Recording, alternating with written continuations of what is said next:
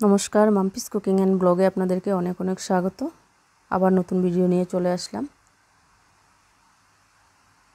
বেকারিতে যেভাবে pizza base বানায় same আমি পিৎজা বেস হোমমেড ঘরে বানাচ্ছি।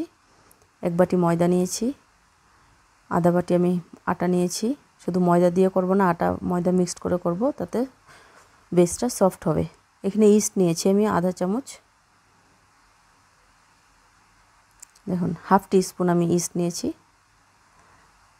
আর 1.5 চামচ নিয়েছি এখানে চিনি, 1.5 টিস্পুন নিয়েছি সুগার। এখানে 4 চামচ নিয়েছি রিফাইন্ড অয়েল,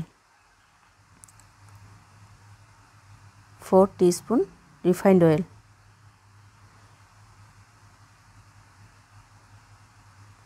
এখানে আমি উমুম জল নিয়েছি, লিকুয়াম ওয়াটার নিয়েছি, পুরো গরম জল নেই, উমুম জলটা নিয়েছি। এখন ইস্টটাকে অ্যাক্টিভেট করার জন্য আমি চিনিটা ঢেলে দিলাম, ইস্টটাও দিয়ে দিচ্ছি। এখন জলটা 1 কাপ জল আমি ভালো করে মিশিয়ে 10 মিনিটের জন্য রেস্টে রেখে দেব।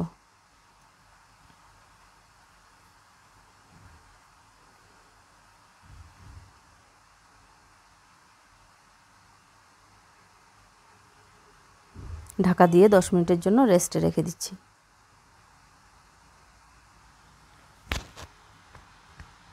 তো দেখুন ইস্টটা অ্যাক্টিভেট হয়ে গেছে। এখন আমি ময়দাটা ঢেলে দিলাম এর মধ্যে, আটাটাও ঢেলে দেব। আটা দিয়ে ময়দা, তারপরে আমি সামান্য হাফ চামচের মতো নুন দেব। তো নুনটা ইস্টের লগে দিবেন না কখনো।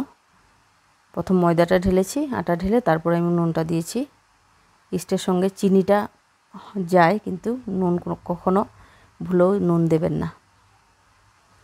এখন আমি 2 চামচের মতো রিফাইন্ড অয়েল দিয়ে দিলাম।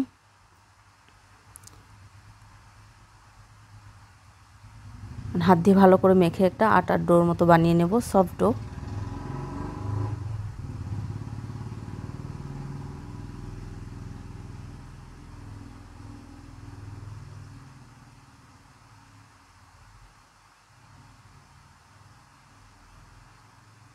আটা দেওয়ার কারণে হাতে লেগে যাচ্ছে, তাই সামান্য একটু হাতের মধ্যে তেল নিয়ে ভালো করে ডোটা মাখিয়ে নিচ্ছি।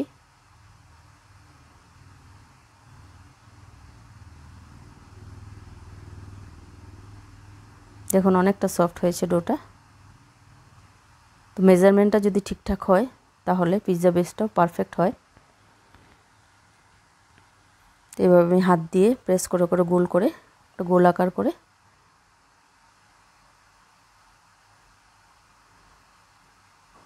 উপর থেকে একটু তেল ব্রাশ করে 45 মিনিটসের জন্য আমি রেস্টে রেখে দেব।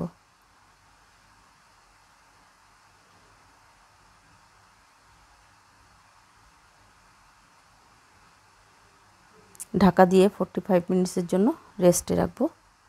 তো এইভাবে পিৎজা বেস পিৎজা ঘরে বানিয়ে খেয়ে দেখবেন, দারুণ হয় খেতে। ডোটা দেখুন ফুলে একদম ডাবল হয়ে গেছে। এভাবে প্রেস করে হাওয়াটা আমি বের করে দিচ্ছি। এই ডোটাকে আবার একটু মাখিয়ে নিচ্ছি, সামান্য একটু ময়দা দিয়ে ডোটা আবার একটু মাখিয়ে নেব।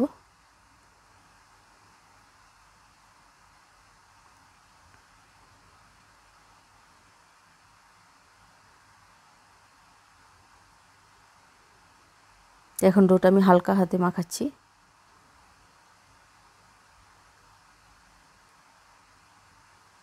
ঘরে এইভাবে পিৎজা বেস পিৎজা বানিয়ে খেয়ে দেখবেন, বাজার থেকে কিনে খাওয়া ভুলেই যাবেন।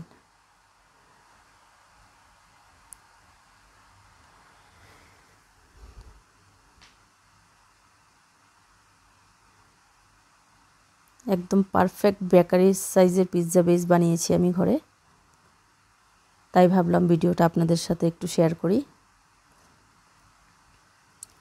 এটাকে আমি 2 ভাগে ডিভাইড করে নিলাম।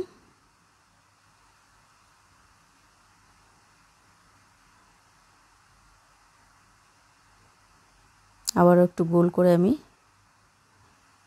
ময়দা একটু ছিটিয়ে বেলে নেব। বেলবো মানে বড় করব না, একটু সামান্য একটু সাইজ দিয়ে দেব। এভাবে এভাবে করে গোল করে নিচ্ছি। দেখুন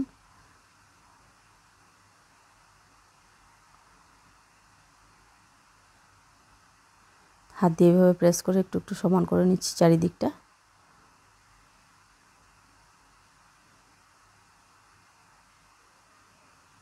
তো পিৎজা বেসটা রোল করার সময় ভালোভাবে করতে হবে, যাতে এক জায়গা পাতলা এক জায়গা মোটা থাকলে মানে সুন্দর লাগবে না বা ভালোও হবে না পিৎজা বেসটা। একটা প্লেটের মধ্যে আমি একটু অয়েল ব্রাশ করে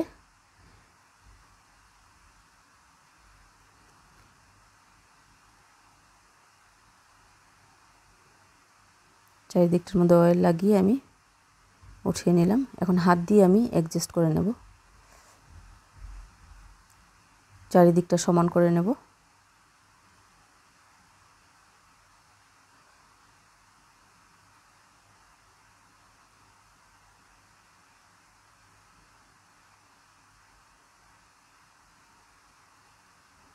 এখন আমি কাঁটা চামচ দিয়ে একটু দাগ দিয়ে দিচ্ছি এইভাবে করে, যাতে করে পিৎজা বেসটা ফুলবে না।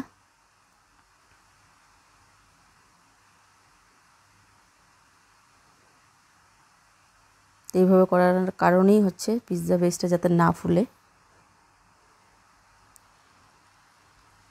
এখন আবার একটু অয়েল ব্রাশ করে আমি ওভেনে বেক করে নেব।